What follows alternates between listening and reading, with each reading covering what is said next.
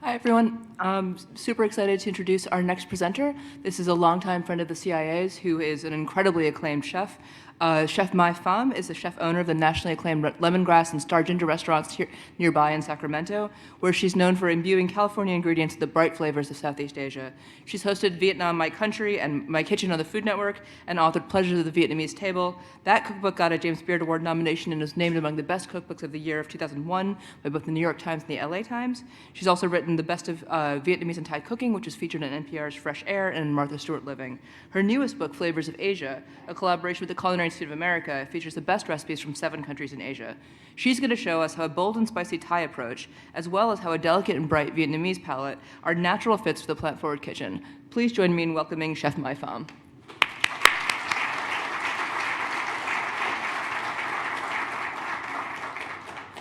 Thank you so much, Rupa, for that introduction, and thank you to the CIA for inviting me here to share some ideas about recipes, menu directions, and other culinary strategies for Asian plant forward. As many of you know, Asian kitchens are blessed with many vegetables, legumes, and plant forward ideas that we can be inspired by and borrow from. And as is the case with many other cultures and traditions, the cuisine of Vietnam and Thailand in particular, and of Southeast Asia in general, the cuisines that we deal with and offer at our Star Ginger and Lemongrass restaurant platforms, they are inherently plant forward, right? I grew up in Vietnam. I was born in Vietnam, raised in Vietnam and Thailand, and I remember that the foods that we ate were definitely not meat-centric, definitely very small amounts. Very rare would we have beef, and when we did, it was Sunday, and we would all go out for pho, right, beef pho, and we would have our 2 ounces of beef. At the time, one didn't really think about beef or what you were eating, but that was the meal, and that was the tradition back then, and still to many ways today also, although as I've heard other chefs kind of share it, is that the more we improve in our life, the more we do things, as it gets more modern, the meat intake is always greater. And so I kind of wanted to share with you 2 main streams of inspiration for Asian plant forward as something that you might think about, right? So let's talk about street food. We all love street food. How many of you love street food? How many of you have been to Asia or some countries and had street food, right? A few too. But if you ever had a chance, please, if you travel to Asia or really any other parts of the world, the street food is really phenomenal because, and I learned a lot of things in my early years, 25 years ago when I first went back to Vietnam after the war. I befriended so many street food vendors, and many of them, almost all of them, would make 1 or 2 or at most 5 dishes their entire life. So imagine as a chef, as someone who's perfecting your skills, if you do the same dish over and over again, and it's your livelihood, you get really good, right? So I think they are the best teachers. But anyway, so some of the most iconic flavors from street food, if you think about it, it's not really what the protein is or what the meat in that dish is, but it's about the other ingredients that's in the dish that somehow, and I like to kind of ask you to keep that in mind as we talk in particular about Southeast Asian flavors. Sometimes when you look in and of itself, the ingredients are very simple, and you're saying, well, maybe it's not that great. But it's all about how flavors come together in the mouth, right?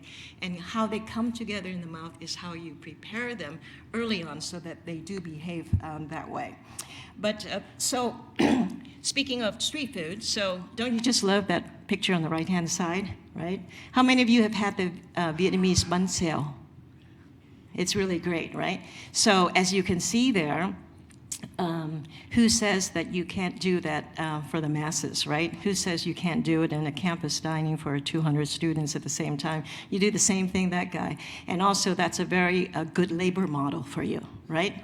So one guy can manage 12 of them at the same time. And actually what's really ingenious about that is usually the temperature. It's all charcoal. The temperature in each charcoal brazier is different. So start out really hot, then you go to medium, and then you go to low. Then you start again with the hot one. So that's how we manage. Like we always know, even at the restaurant, we never make more than 3 crepes at a time because you cannot deal with it. This slide here I wanted to show you is basically, the kinds of meals that I grew up eating, and many people, if you're, from Asia or from Vietnam or Thailand, whatever, and this is very typical of a meal that your mother might have made or your grandmother. But as you can see there, it's many little dishes, right? And fish. In all 3 of them, there's always some fish. One's in hot and sour soup, and one is in a clay pot, accompanied by pickles, dipping sauces, sauteed vegetables. So that is the meal traditionally. So what can we learn from all of this? And I kind of wanted to show you what we do and how we translate this in the food service environment.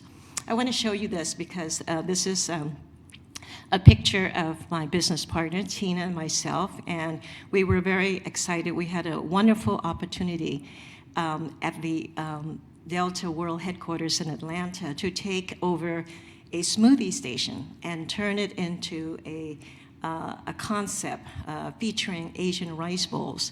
And as you can see, that's how the dishes are made, and on the right-hand side, the upper, a lot of what we do, and this is something to keep in mind, sometimes it's not only the seasonings and how spices are blended, but really how things impress your palate, right?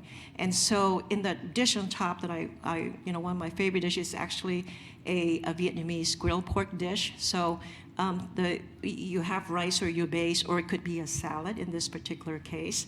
But it's a traditional Vietnamese pork dish that's on rice, served with cucumbers in Vietnam and some fresh herbs. Here what we did is we turn it into many different toppings, right? And the toppings are all, most of them are flavored. So it's just not vegetables that are shaved, but shaved vegetables with chili lime sauce really is one experience that you think would be quite different if the vegetables weren't shaved. A lot of the vegetable toppings that we do are quite seasoned, like in the family meal dinner or family meal table slide that you saw previously. So what we did is we remade it, reinvented so it can be done that way. So we also think that when you're thinking about plant-forward dishes, it's still a fairly new concept, I think, for a lot of consumers. At least that's what we see. And so the messaging part of plant forward has to be quite targeted, and we don't want to scare people away by making people feel that it's all vegetarian, right? But it's really plant forward. It's on balance. It's a meal that more emphasis on vegetables and less emphasis on meat. But wait, if you want more meat, you could have an extra portion, right? An extra you can add to it. So that's what we do, and there's some of the pictures that we've done there. And this is like from 3 years ago, and at the time we didn't call it plant forward. We didn't call it anything except delicious Southeast Asian flavors. But the customers actually knew that it was very plant-centric. So coming out of this pandemic, we're also seeing a lot of our partners and also new partners very interested in not only adding Asian flavors to their operation, but they are also interested in plant forward. So we gave them both, right? So now they can have both. What I wanted to do today is basically a demo of 2 dishes, okay? One is tofu. How many of you love tofu? Great, right? We had a lot of that last night. It was so delicious. But I'm going to do 2 dishes. The first one is a tofu dish, and it's one of my favorites. So for those of you who think that tofu is bland, you have not tasted this, right? So what this dish calls for is a very typical Vietnamese flavor, lemongrass, garlic, chilies, and it's a kind of a paste. So I'm going to do a quick thing, but it needs to sit for a while so that the tofu adheres to the seasoning, right? So it's basically got some turmeric, lots of lemongrass, some sugar, some salt. You can add a little soy sauce if you like. I'll put a little bit. How many of you like it spicy? Okay, we're going to have a little spicy here. So then we're going to add, I like a lot of lemongrass. I like it kind of crusty, right? So we're going to basically do this. And of course, when we make this, it's in a much bigger bowl, but just kind of so you can kind of see it. And the tofu, you can cut them in nice cubes, any size that you want, but this one seems to be kind of great to eat, and it's a kind of bite size. And you want to make sure that it's a you pat it dry, right? So that's the thing about tofu. At the restaurant, what we do is when we do tofu, we remove them from their package, we put them on a perforated pan, and it sits overnight in the walk-in uncovered, so it gets really nice and dry. But basically, this is, you want to let it sit for a while, right? So we did this earlier. Oh yeah, we can put more of this in. So says. I'll give this to you. And hopefully this is nice and hot. So basically, what you want to do in this particular dish, we've also done this, right, Tina? In hotel pans and sheet trays, speed racks, we'll do 10 of them at a time. So another way of doing this for high volume food service is just to roast them, right? A combi oven is great. Traditionally, it's made in a pan, and since we have, oh, look what happened here. Oh, go over here. Yeah, I'll turn it on. So I'm going to be very carefully when I put it in the hot pan that I don't stir it, and it likes to be cooked kind of undisturbed for a while, okay? So I'll take that little spatula back. You need to keep an eye on these things, right? Yeah, you're cooking for 30 years, you come here, you don't know how to turn the knob side, right? Okay.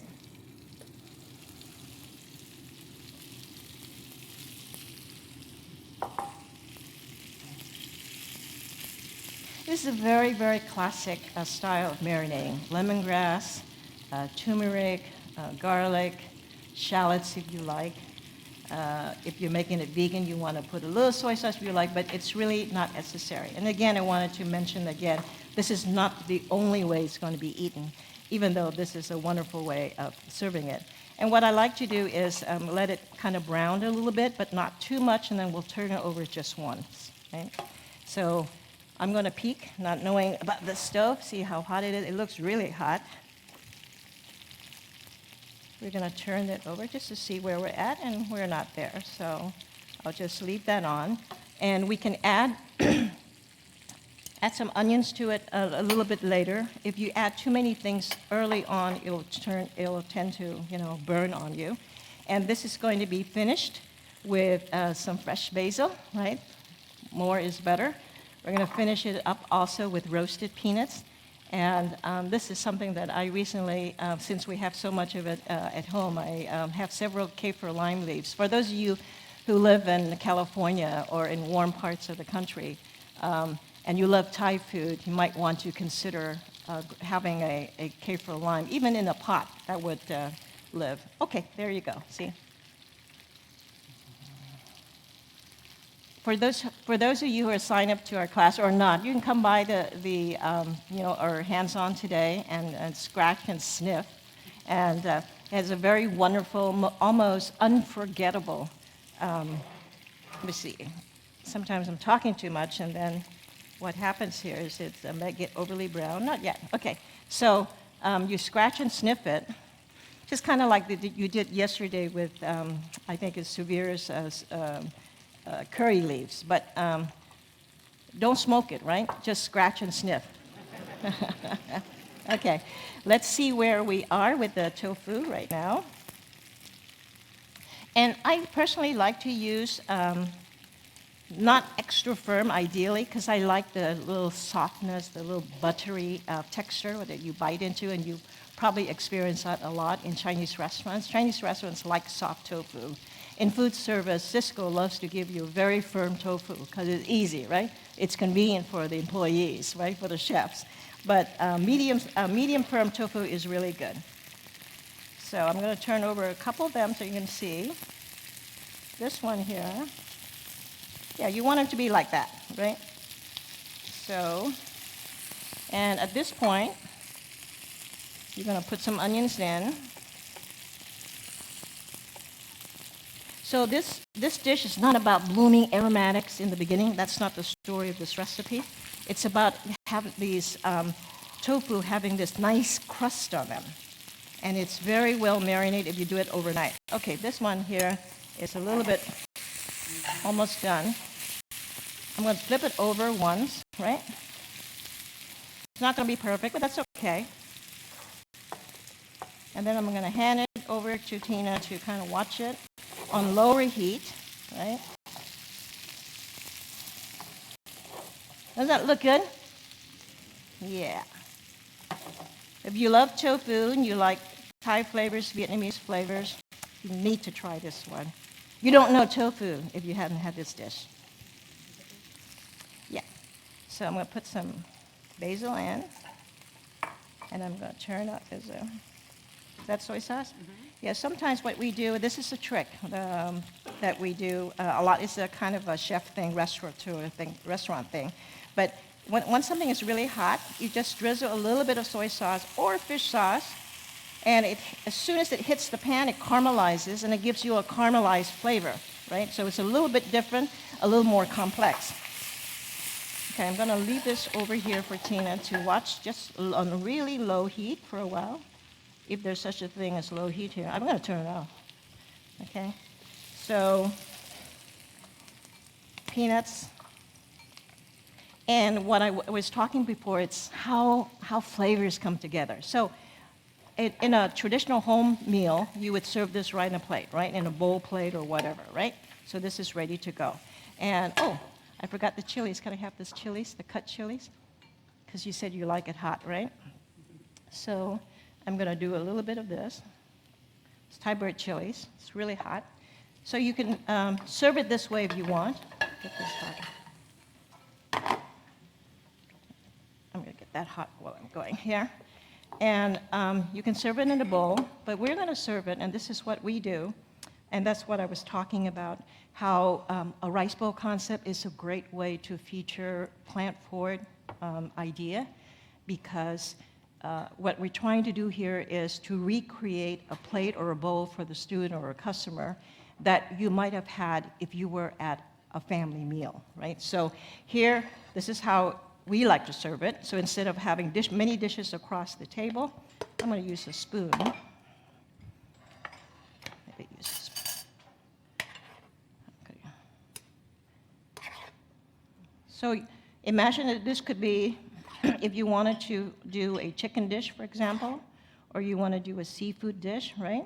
This is how you could serve it and tell that plant-forward story that will go over really well, because what you're getting here is just not some vegetables that's cooked in one sauce or whatever, but it's a combination, right? So here I've probably got 3 ounces of tofu, and so this is kind of like, if you think about traditional ways of presenting food, like in the Indian thali, right?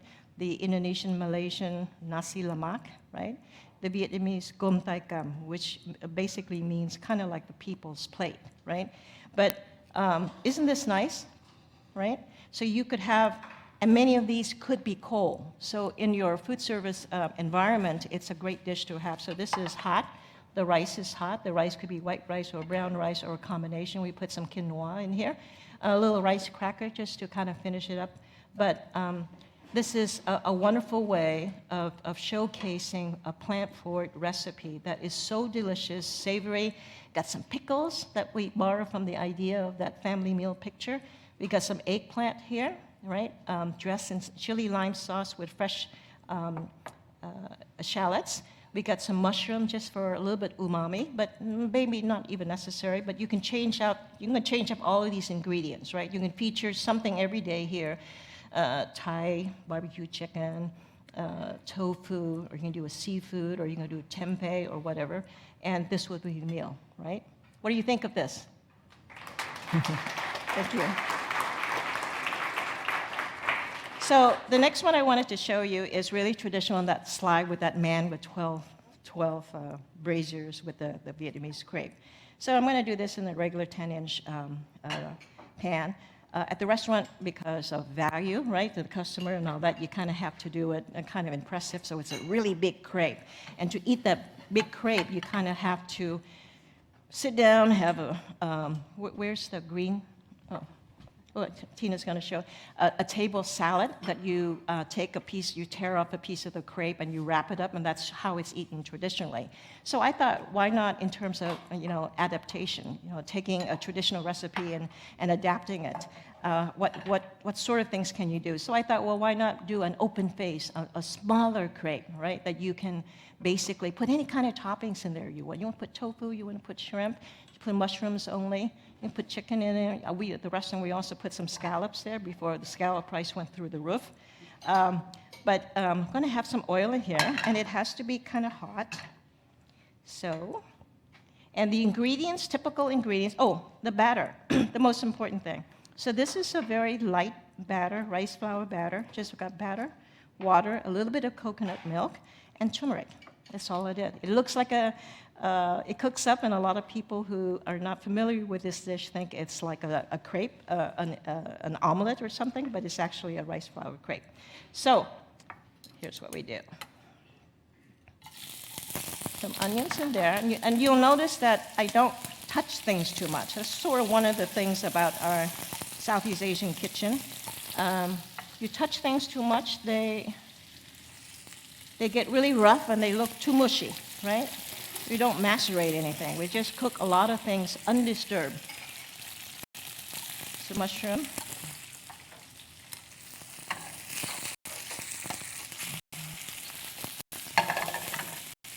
So I've got this thing interspersed, some little bit of shrimp, a little tofu.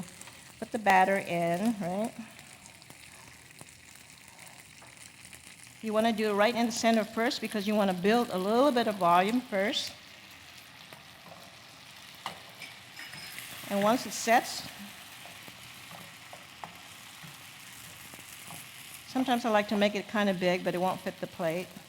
But you'll see that it should be kind of feathery. Now, let me try to see if I can do this right now. Quite feathery at the edges, and it'll get really crispy. And what you want to do after this is put them on very low heat.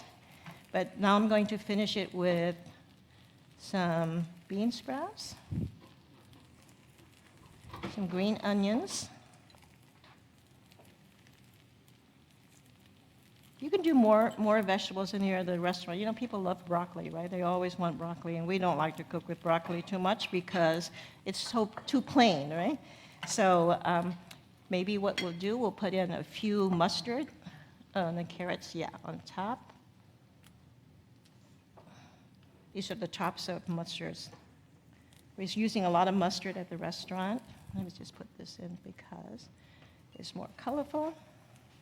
Oh, can I have more mushroom? I'm going to put back a little more mushroom in there.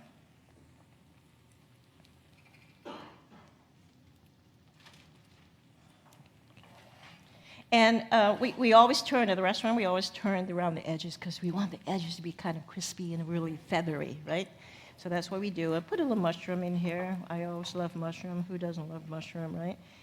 But, okay, so got it here. And usually what you would do is, oh, where's that lid? Oh, here. Usually, because you have some food there, but we didn't have anything that's really that raw. But at the restaurant, we put a lid on it because traditionally you put pork belly in here. You can put a little bit pork belly, not much, just 3 small slices. And so the lid helps you cook it, right? So how about that? I'm almost perfect timing. I'm going to turn it up a little bit because I'm going to want to dry, and I want to show you, I don't know if the camera can see this, but you see that as it cooks, it pulls away from the edges. Can you see this? I'm going to turn it up a little bit. And let's peek, okay? Let's see you. Sometimes it's very, I was actually presenting with Anthony Bourdain in the Philippines, this dish. And they bought me a brand new, I don't know how many of you work a lot with nonstick. It's never been used before. You probably know what I'm talking about, right? So I'll do this and pour the batter in, and it flew all over because it didn't stick at all. That's why they call it nonstick. But I was so embarrassed. Especially because Anthony Bourdain was there. And how sad, just a couple of months later, that news. But so I kind of like usually what you see here when you, we don't have time to wait until it gets extra crispy, but it will get extra crispy. And I'm going to serve this the modern way so that you don't have to worry about flipping things over and tearing it up. And we're talking about adaptation. Yeah, it's looking really good. So I'm just going to, I won't fold it over. I'm going to serve it open face, but I wanted to show you what it looks like. Can you see? Can you see? Camera, where are you? Okay, you can see. I can see the camera there. So this is how it looks. And you see it's kind of crispy around the edges, right?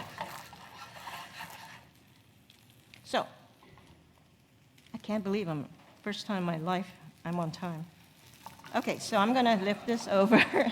I'm going to lift this over, right, to this plate. Okay. So at this point, we're going to put it here.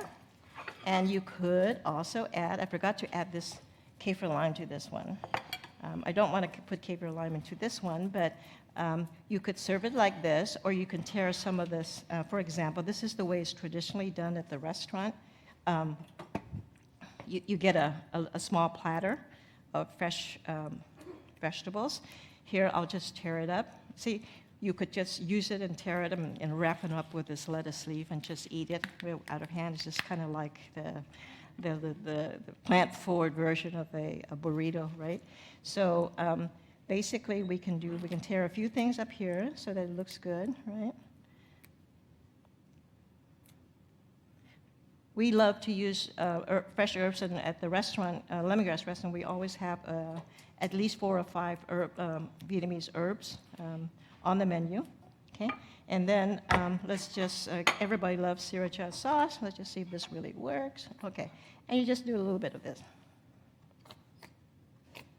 Okay, and maybe a little more flour. At this point, you get ready to clap, right? What do you think of this?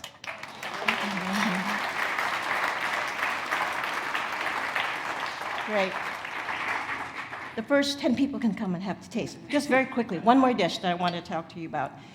So this is the eggplant that I put over here, and it's in your handout, and this will be done today, right? We're doing this in the hands-on class, but it's the most delicious thing from the Thai kitchen is eggplant that you char, and then you peel them under running water because it helps you remove the skin.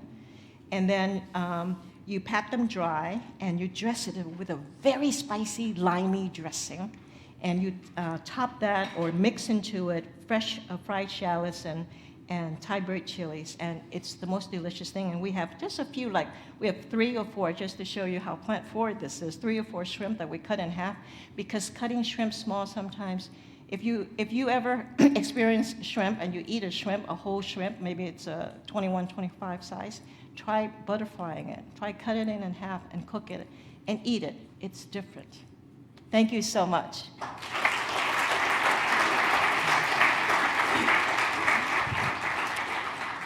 Thank you, Chef Mai.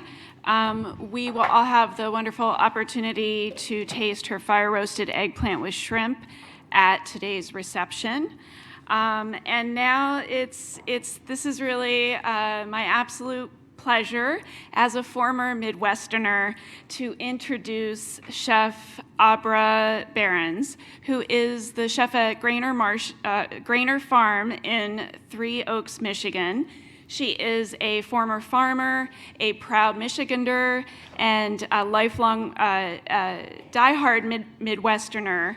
Grainer Farm is a place where farm and table are side by side. It's certified organic. They grow vegetables, flowers, herbs, and grains. Chef Abra began her career at Zingerman's Deli in Ann Arbor. She trained at Ballymaloe Cookery School in Cork, Ireland. She's also an author of a book called Roughage, A Practical Guide to Vegetables, which was nominated for a James Beard Award for Vegetable-Focused Book. And then recently she released Grist, A Practical Guide to Cooking Grains, Beans, Seeds, and Legumes. Her food is elegant and approachable. She's knowledgeable, a great teacher. Through her work with Grainer Farm and with a regional grain group called Artisan Grain Collaborative, she is a fierce advocate for local, regional, and sustainable food systems and their producers. And also, she wants you all to find joy in your pantries. So please join me in welcoming Chef Abra Behrens. Thanks so much, Jennifer, and thanks to CIA for having me. As Jennifer was saying, I really feel like my North Star as a chef is to try to create a connection between our consumers and the people who are growing this food for us. About 100 years ago, 30% of our population were farmers, and today it's about 3%. And one of the consequences of that is fewer and fewer people are interacting with farmers. And I think the farmers that we're interacting with the least are the ones who are growing a lot of these pulses and grains at scale. They're inherently in a rural setting and don't always have direct connection to the marketplace. And I think that you all as food service professionals have an opportunity to kind of bring people together in that way. And when I think about how to bring people together, it's often about how to kind of meet people where they are, if they're adventurous eaters or not, and give them a window into it. So the 3 demonstrations I'm going to do today are meant to give people kind of different access points and get them excited about an ingredient. You know, American thinker and writer Wendell Berry is famous for saying, you can't love something unless you know it.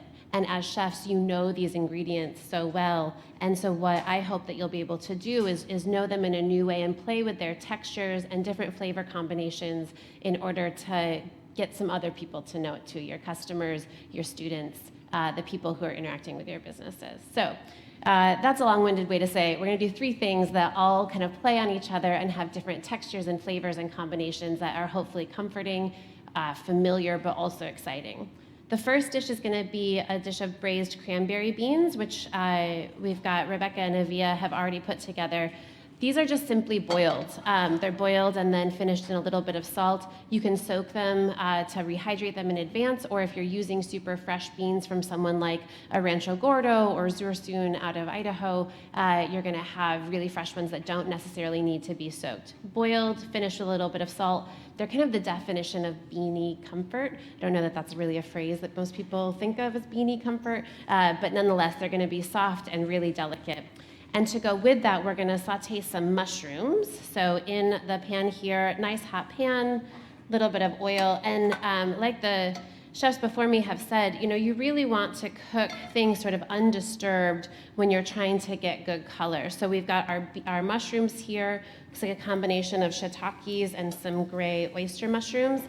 And I think that's the other thing too, that when we look at things, this is Chef Rebecca, by the way, who's responsible for putting all of this together. So hats off to her.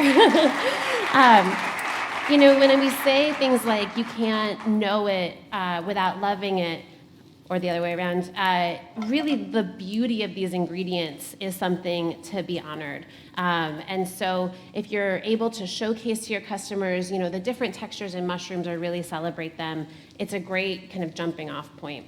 So we're gonna get these mushrooms started over high heat and then just let them cook for a little bit. And after they're sauteed down and roasted, we're gonna finish them with a marinade of some olive oil, sherry vinegar, and fresh herbs and garlic. And what that's gonna do is really, as they cool, it's a classic Spanish technique called escabeche. It's gonna take those flavors and really bring them to the center so that you're getting something, the meatiness of mushrooms people expect, but when you're finishing it with a heavy douse of sherry vinegar, they're gonna have a little bit of acidity to it too, which is a bit eye-catching or eye-turning. So from that, we are gonna start plating this up. Thank you. So this is, in a restaurant scenario, I would use as kind of a main course, or you could use it as a lunch. You could certainly add in a protein as well if you wanted. If you wanted to serve something like a poached salmon with it, or really anything. A duck leg with the beans would be a really natural combination. And these beans are finished just with a little bit of salt, cooked in water, no additional stock needed. They're so flavorful as it is. So we're gonna put those down as the base of your dish, and a little bit of that liquid there. So as you can see, we're getting nice browning on those mushrooms, and we're gonna let them continue to cook. And then on top of the beans that we're going here is our massage kale. This kind of took root a couple of years ago, raw kale, and how to take it from something that you kind of have to chew for a long time to something that's really tender and delicate on the plate. And so all we did here was strip the kale from the leaves, give it a quick chiffonade, and then give it a back rub until it's tender, just like the rest of us when we get a back rub. And what you're looking for doneness is to take this kale, and if you really mash it together with your hands, you'll see how the color changes. So we're going from kind of the bright green of a fresh kale leaf into something darker, and then always taste it. If it tastes tender to you, it's gonna taste tender to your guests, and you can go straight in. It doesn't need to be cooked in advance of that. So what we'll do, be sure that I don't burn things. So again, that's the level of browning that you're looking for.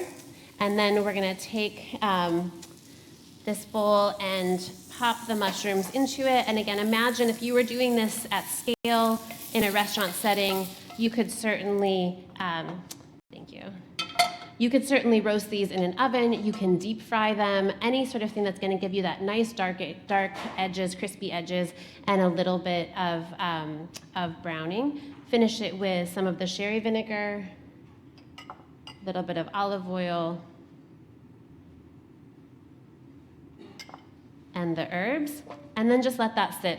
And that's gonna be you can do that ahead, you can prep it as a large batch, or do it a la menu as well, but it depends on what your service setting is. So back to plating our individual dish on the line. We've got braised cranberry beans. We're gonna top it with a nice pile of this massage kale, and then a little bit of these roasted mushrooms that Rebecca did in advance for us. And so those are gonna provide the acid to the dish and also be a textural difference from the beans themselves. And I pretty much like everything with a nice slice of toasted or grilled bread. This bread it was brushed a little bit of olive oil and then grilled. And then we're just taking a clove of garlic and giving it a rub down. And that's just gonna impart a little tiny bit of garlic flavor with it. Tuck that in the side there. And that's our first dish here. So again, really creamy beans, cooked simply in water, fresh green kale, roasted escabeche mushrooms, and then the garlicky char of the bread. So you're getting lots of different textures in this single dish here. And if you wanted to top it with a soft poached egg or some other sort of animal protein, no one's gonna complain about that either. So that's our first one.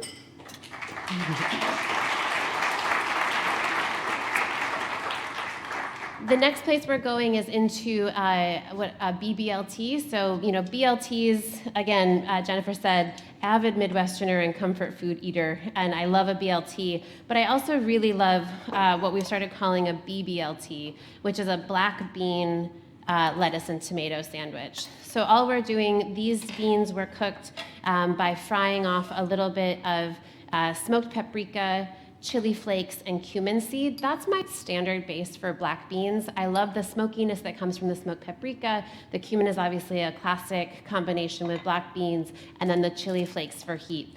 You can toast those spices separately in a frying pan. Otherwise, just go straight into the pan, little bit of oil, and it'll bloom while it's cooking. And then you're gonna add the beans into it to drop that temperature. Cook them in water, bring them up to a boil, reduce to a simmer, cook until they're tender, and that's what we've got here. So you've got a nice amount of liquid. You can see over the top of that liquid some of the oil that the spices were cooked in. It's a lovely color, which I think you can see in the ladle here, that it's gonna be perfumed with the chili flake and the smoked paprika. And then we're just gonna take this, I generally let that sit overnight so that those flavors blend together. And then ladle them with a good little bit of that liquid, which will just make it easier to blend in the bowl itself. We're gonna close the lid and then kick it on. So in the same way that you can make, basically any legume is sort of hummusable in the same way that a chickpea is. So this is black beans, cooked down, they're liquid, and that's it. And it's just blending up. You can do this with lentils, you could do it with split peas, really, again, just about anything. And you're blending it so that you're making that kind of smooth paste. Give this a second to see. And if it feels like it's coming together kind of loosely, like this one is a little bit here, it will start to thicken up after it's cooled. But if that's the case, it's a little bit of just kind of back and forth with the amount of liquid that you're adding. So if it feels a little loose, drain off some more of the black beans to give it a little bit more heft, and then blend again. Thank you. And as that whirls around, what we'll do is start building our sandwich. So we've got 2 slices, again, grilled off whole wheat bread. We're gonna take the hummus when it's ready and smear it pretty thickly on, you could do one side or both sides. I like to just do one side because otherwise it tends to kind of shoot out when you bite into it. We'll lay down the romaine lettuce and tomato.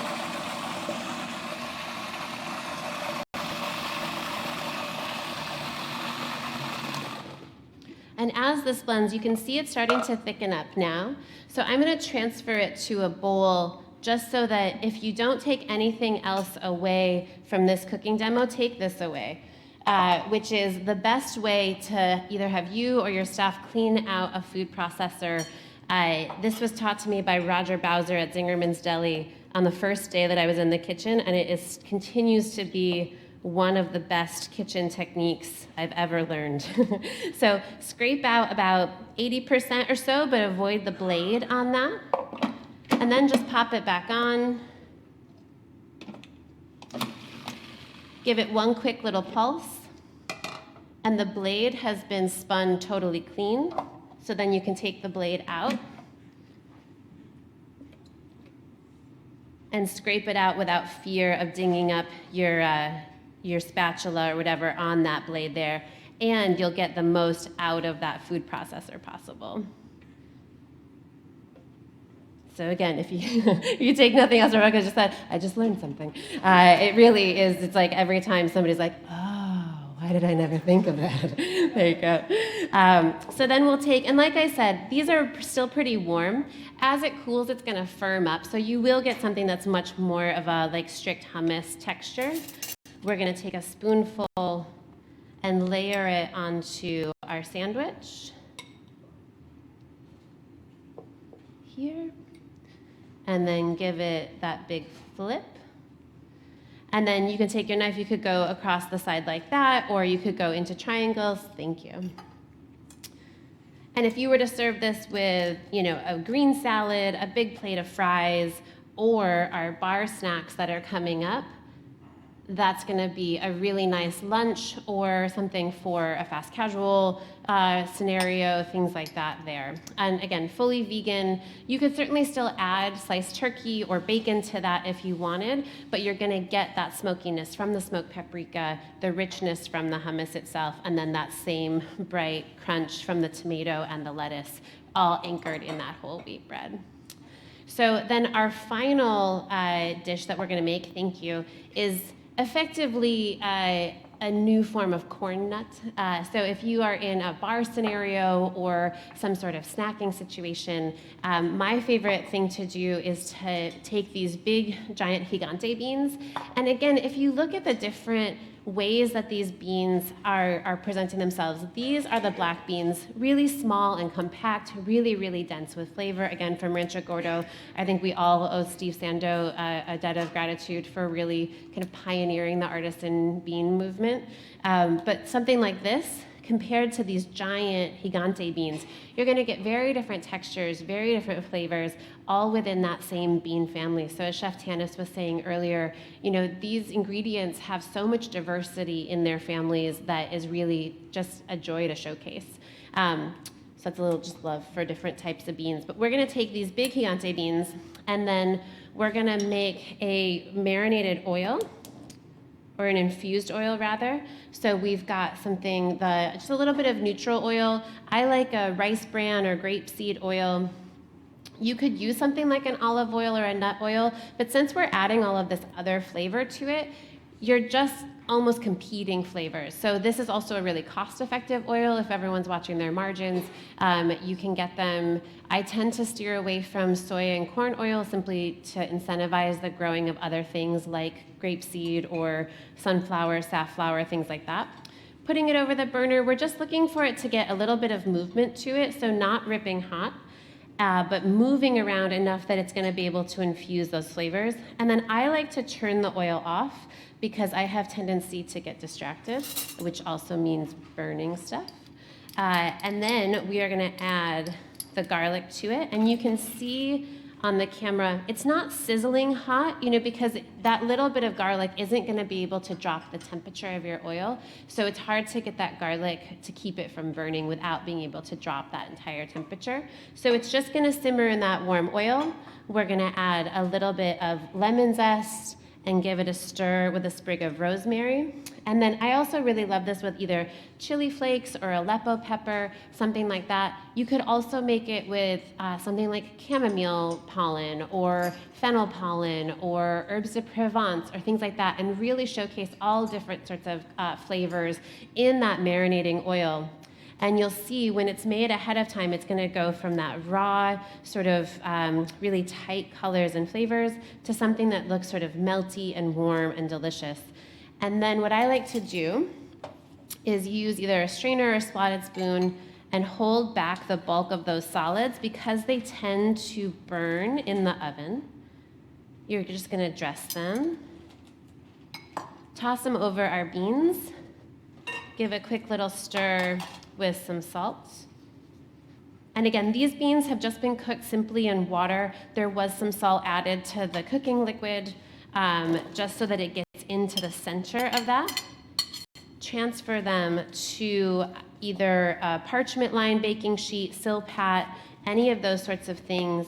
And then especially in an industrial oven, you can roast it at high convection and then end up with something just like this. So you can see the difference in these beans after the cooking process. It's a double cooking process, going from that kind of rich, creamy to something that's light and crunchy, really feathery on the outside, and again, reminiscent of your classic dive bar corn nut, but made with locally grown beans that are really a different texture altogether. And that's what I mean by bringing people along. So you're taking something familiar, giving it a little bit of a tweak, and then presenting it in a new way. This is also a really affordable way if you're looking for those add-on sales, something like, you know, people are buying a beer, they're gonna buy a salad, but while they sit and eat, they just want something to snack on. These are also affordable enough that you can give them away as a, you know, a welcome little gift to the table, something like that, that really bridges that hospitality that we were talking about earlier of making people feel looked after and cared for and not super laden down. I love a jalapeno popper myself, but this is something I could eat a lot of and not feel bad the next day. And so those are our two different ways to present these beans in the inside here. All right.